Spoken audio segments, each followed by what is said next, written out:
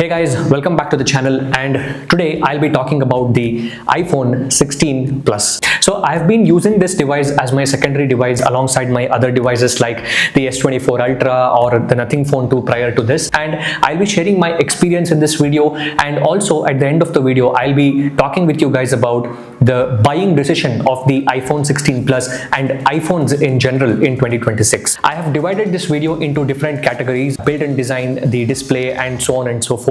And across each category I'll be talking with you guys about what are the things that I liked about this device and things that I did not like about this device, like a deal breaker or something. So the color that I have purchased is the teal color of this device. There are multiple other colors which was available at the time of purchase, like the pink, ultramarine, white, black, etc. But I liked this teal color, so I went ahead and bought this teal color for the device.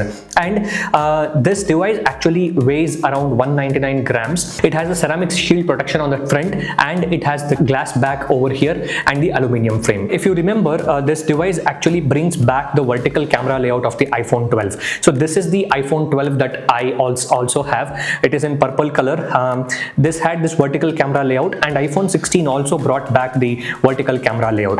iPhone 13, 14 and 15 series had that cross camera layout, but this brought back this vertical camera layout, and the overall design of this device feels brilliant actually. It is actually a great design in terms of 2026 standards as well. If you see, the cameras are very neatly arranged in this pill over here. There is a flash outside, and the rest of the back is very clean and very minimal. So there is an Apple logo which is in the gloss color, and the entire back is actually a frosted back finish, which is a fantastic thing which has really stood out for me in terms of the finishing that they have provided. It has this aluminum sides which is very cold to the touch, and also the action button, the volume rockers, the SIM card tray over here, and it has the speaker grills over here and the USB Type-C port. It has this camera control button which will come to in a bit, and the power button obviously. And at the top we have the antenna lines. That's it. So the overall build and design is fantastic, and the moment you hold this phone in your hands, it is very good and it feels really premium.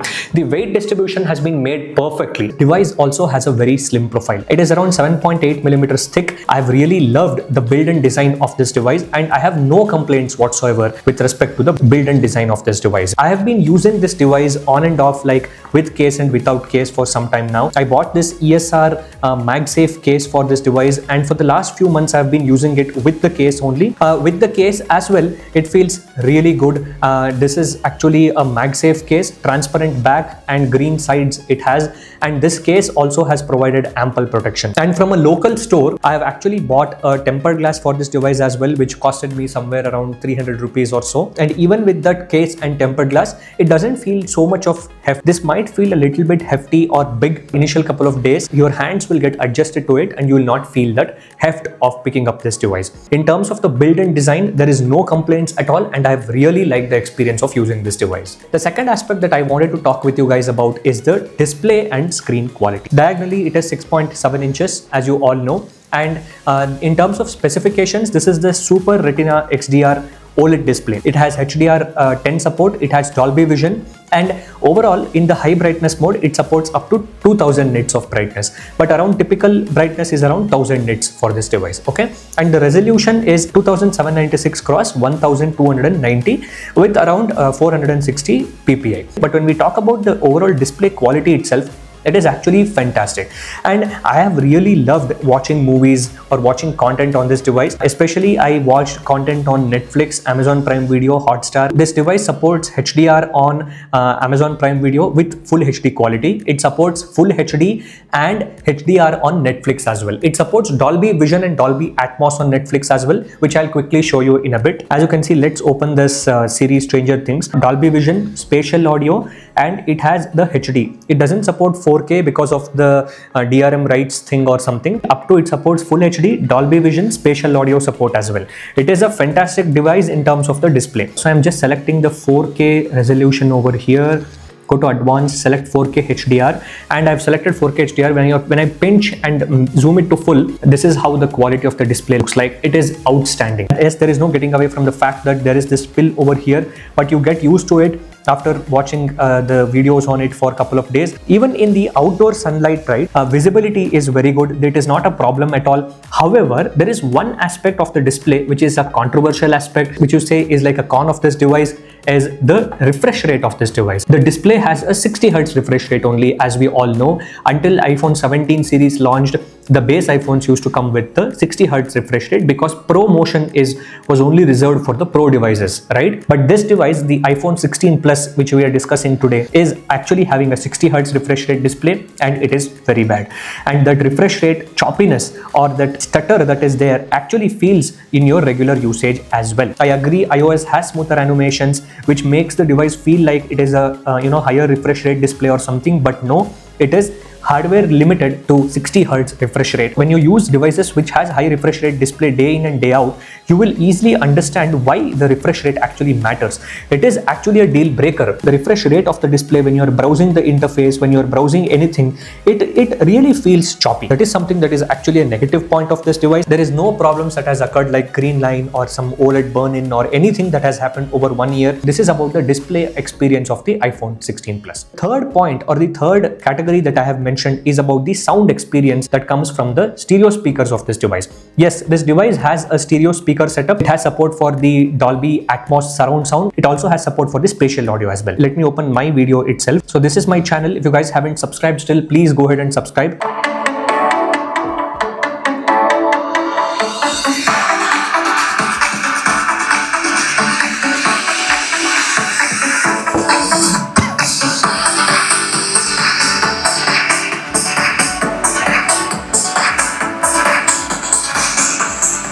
Guys, welcome back, and today I'll be talking about the S24 Ultra. This has become the top. So as you can see, I don't need to keep the volume at the highest level at all. Even at the mid or around 60 to 70% volume range, the overall loudness of the speakers has been fantastic. Especially when you're watching series and all, that spatial audio really kicks in. It feels like it surrounds from behind your ears, not just from the default speakers, but also when you're using earphones. I tried it with my Bose Quiet Comfort, and also I have my Samsung Galaxy Buds and OnePlus Buds 4 and couple of other wireless earbuds as well.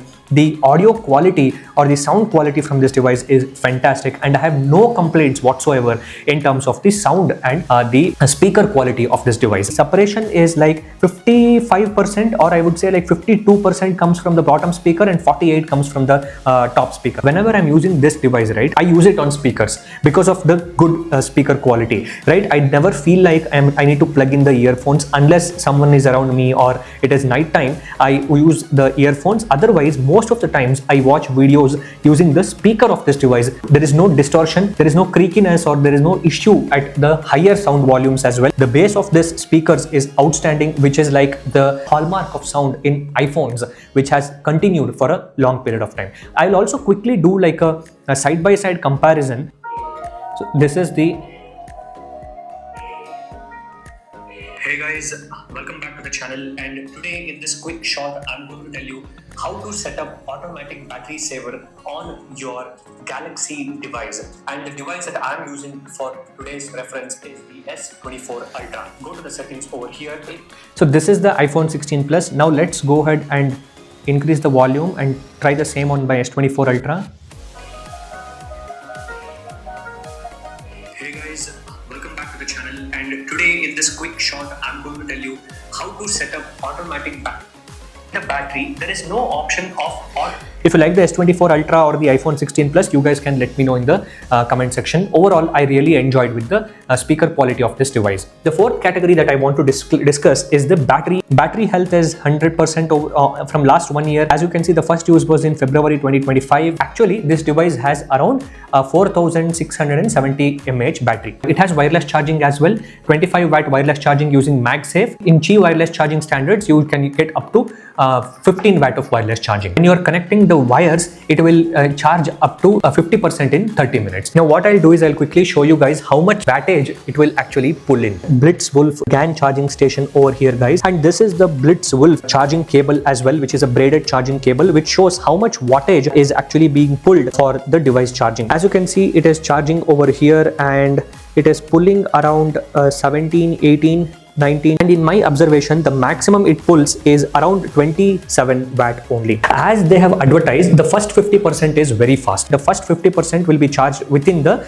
first 30 or 35 minutes. But for the remaining 50%, it will charge slowly to protect the battery health of the device. Almost all the times in the last 1 year, to complete the charge from 0 to 100%, it has taken around 1 hour 25 minutes and above only, which is actually slow by 2026 standards. In my last 1 year of experience, I have got an overall average screen on time of around 7 hours only. It is not outstanding by 2026 standards. It used to be good in 2024 when this got released. It gives a great battery life when you compare it with just the Apple iPhones. But when you take the overall smartphone spectrum, we have got devices with 7500 mAh battery, Vivo X300 Pro, Oppo Find X9 Pro, OnePlus 15, these battery champions, right? These devices have massive batteries which will last you for more than 2 days with heavy usage. But with this device, it will not last you for more than 2 days. It will last you for 1 day. My usage is like YouTube, Netflix, WhatsApp, Telegram, Instagram. I don't play any games or anything as such,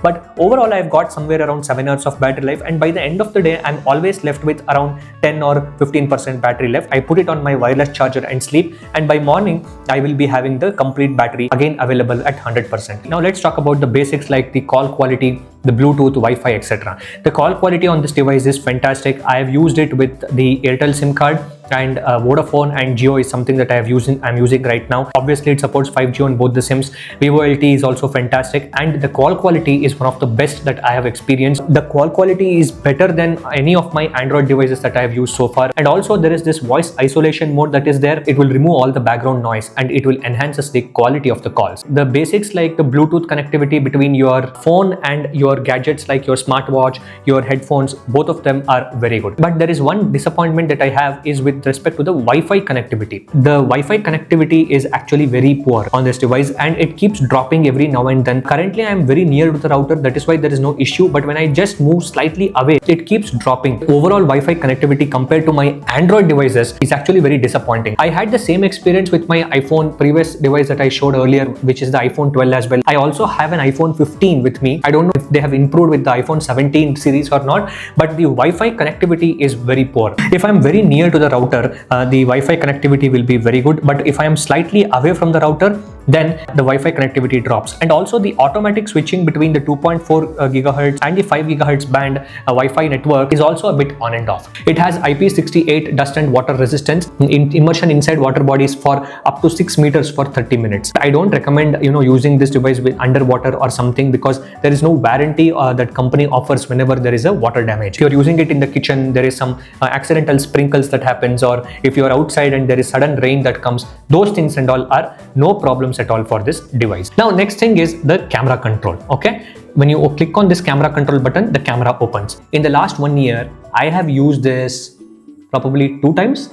That's all. I have never used it at all in the last 1 year. I've really gotten adjusted to clicking photos using this one or by using the timer. I don't know why they put this camera control button. It is simply a waste of space. Now coming to the opposite side, this is the action button. Okay, so the action button is, I have set the action button for the silence or ringer. Don't get me wrong, but I used to like that switch that used to be there in the previous iPhones. I have my iPhone 12 over here. This switch, I really used to love this switch. See, there is some sort of satisfaction it used to be there with this switch, which is not there with the action button over here. Action button has this silent mode switch, focus mode, visual intelligence it has. You can turn on the torch, you can turn on the recorder, and you can actually add certain custom actions as well, custom shortcuts as well. These are certain basic things about this device which I wanted to mention before we move on to the next aspect, which is the camera performance of this device. This device actually had a dual rear camera setup, which is a 48 megapixel camera with f1.6 aperture, which is the main camera.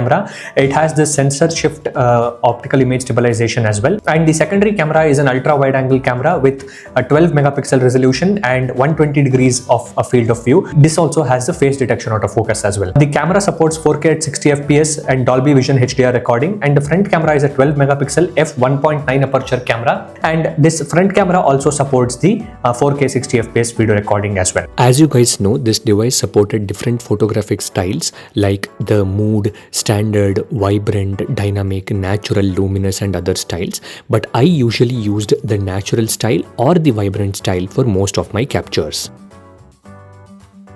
couple of my YouTube videos was entirely shot on this device as well. I'll be quickly taking you guys through a few quick photos which is taken in the daylight condition and the nightlight condition so that you can be a judge for yourself. Okay, now let's jump into the real life camera samples that I have taken on the iPhone 16 Plus for over a year of daily usage.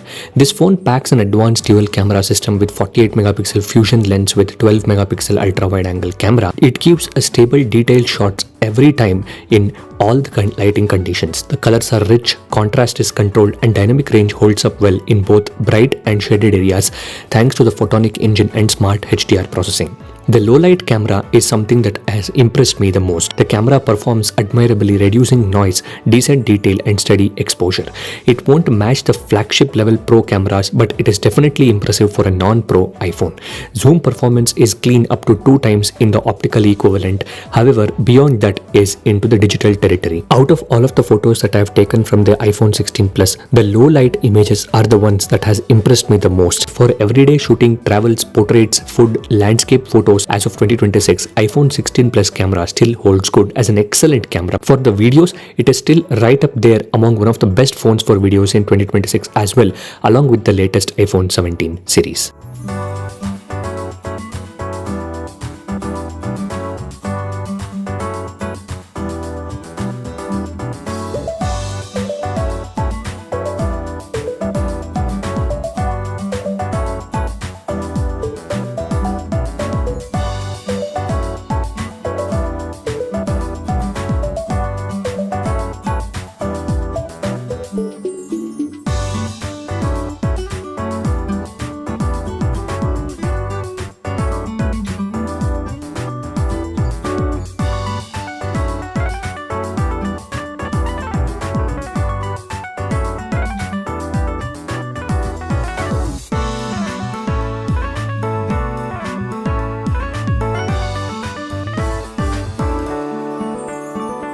The next category that I want to talk about is the overall performance and speed of this device. This is actually a 3 nanometer chip. It is actually a hexa-core CPU with the 2 4 gigahertz cores and 4 2 gigahertz cores. And it is actually a Apple GPU, which is a 5-core GPU, which is powering this A18 chipset. Even after 1 year of usage, the overall opening of apps, the overall performance of this device has been very good. Whether it is opening of apps, day-to-day activities, downloading of files, I've never felt a need for more speed on this device. Switching between the apps, keeping the apps in the memory, the shutter speed of the device, overall performance of this device is very good even in today's standards.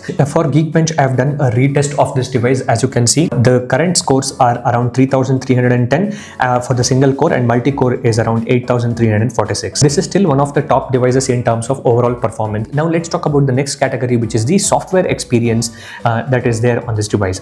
Initially, when it launched, it came with iOS 18 out of the box, where they were boasting about the Apple Intelligence features, but eventually it got updated to iOS 26, and I've really enjoyed using the iOS 26 on this device as well, guys, because the overall design and the interface aspect of the iOS 26 has been nailed by Apple. It is bad in terms of readability, I totally agree, but it looks really cool, and that is something that I've actually enjoyed. The glass elements, the liquid glass design that they have done is actually very good in accessibility when you go display and text size. In display and text size, there is something called as reduced transparency. If you reduce transparency, liquid glass effect that is there has been reduced, and overall readability slightly improves. The battery drain is slightly on the higher side when compared to the previous generation of iOS. If you long press and go to edit over here, there are edit pages, customize, there are these customization options. As you can see, it makes everything clear. There are these tinted options, default options, there are these dark options, there are these clear options, there is automatic options. Okay, see, this default clear actually looks very cool. I kept the default clear for some days. It has this optical qualities of glass. Actually, it has a sense of fluidity, right? There is this option called as clear liquid glass and tinted liquid glass. So when you long press on the lock screen over here, there are these lock screen customization options that is present. Now let's talk about the most hyped feature,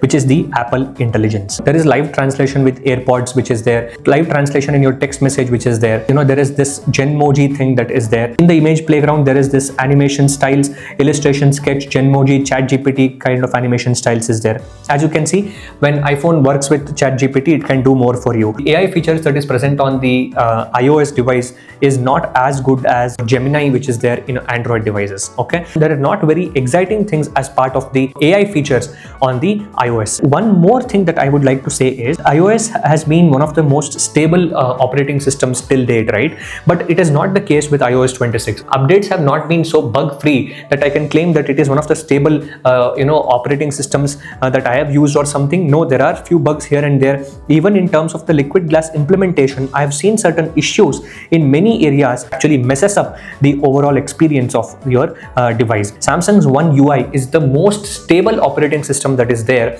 when compared to any other device in the market, and iOS is actually not the king anymore. And obviously in terms of the software support, 5 to 6 years of software updates.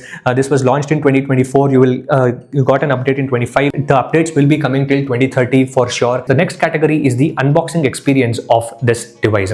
So how was my unboxing experience? I have actually shot an unboxing video as well, which I'm putting as a b-roll here. This product has just the phone and some paperwork and one SIM ejector tool and the USB Type-C cable. That's all. There is nothing else in the box. So the unboxing experience is pretty poor, and there is nothing that excites you when you're unboxing the product apart from the phone itself. So there is no other accessories which comes in the box, as we all know. When I bought the product, I also bought an ESR case. Initial setup or the initial data transfer of the iPhones is always been very good and simple. Within a matter of 15 to 20 minutes, you will be able to transfer data from your old iPhone to the new iPhone using the feature that is there inbuilt. And the data transfer is so seamless and so perfect that all the call records, the SMS, information that you have logged into your previous device, everything will be transferred as is to the new device, or especially the Apple applications. And as usual, Apple devices works best in the Apple ecosystem, like the seamless features such as the handoff, AirDrop, universal clipboard, FaceTime continuity between iOS and macOS. All of these features work without even thinking in the background, right? With shared for you feature, focusing, cross-device live text, your photos, notes and messages, these things stay synced across your iPhone, iPad and Mac devices, and it works like magic. And you have multiple such Apple devices from the ecosystem in your perusal. It will be even better and the experience will be enhanced.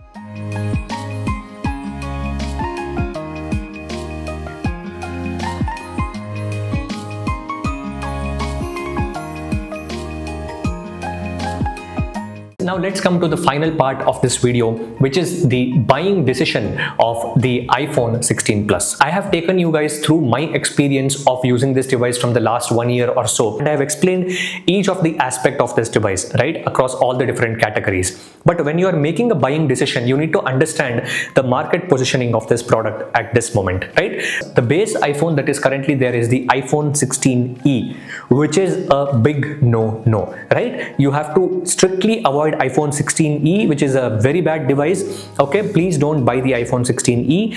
The next device that is there is the iPhone 16 itself, the base iPhone 16, right, which is actually a good device. Now, if you get the iPhone 16 in the price range of 50 to 60,000 rupees today, as of 2026, then it is a good buy. Go ahead and buy it. And if you get the iPhone 16 Plus, this device that we spoke about in this video, in the price range of 60 to 70,000 rupees, then it is a good buy. Go ahead and purchase it. So remember this, it is the price range that actually matters. In the offline stores, when you are doing negotiation, or in the online stores, look out for the offers. If you are getting this device at 60 to 70,000 rupees price range as of today 2026, then this is actually a very good buy. You can go ahead and buy it if you're okay with that 60 Hz refresh rate display. Okay, if you are looking for an iPhone, if you're okay with 60 Hz refresh rate display, and if it is coming in the 60 to 70,000 rupees price range, then it is actually an excellent buy.